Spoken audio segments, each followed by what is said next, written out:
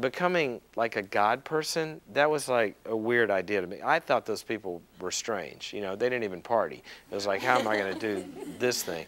But I knew that my way was not working. So what I did was I left my dorm room. I walked across campus. I went into an empty church. You got to do this in a church, right? But I go into this church. It was a cold, dark day.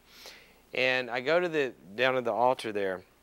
And I look up and I say, okay, God, I don't know what to do. If you're there, I don't even know if you're there. But if you are there, help me.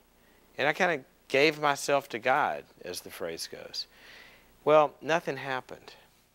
And I don't know of a worse moment in my life, because before everything was horrible, but at least God might help me. Well, now I'd asked for God and He didn't show up. You know how on TV, you know, when people like pray, they get zapped and fall out and there's lights flashing. None of that happened. It was just dead cold silence. So I thought, this is even worse than before. So I didn't know what to do. I walked back to my dorm room, and I wasn't there long when the phone rang, and it was a friend of mine. Here's what he said. He says, I don't know why I thought of you.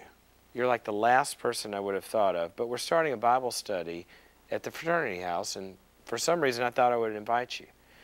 Well, I put the dots together. I just asked for God to come help me, and then this guy calls and says, come to this God thing, and so I went.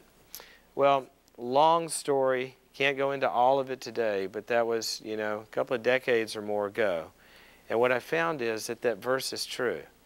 That if we seek Him, that He shows up, and that He will show us these ways or these principles that He's built into the universe to make these areas of life work.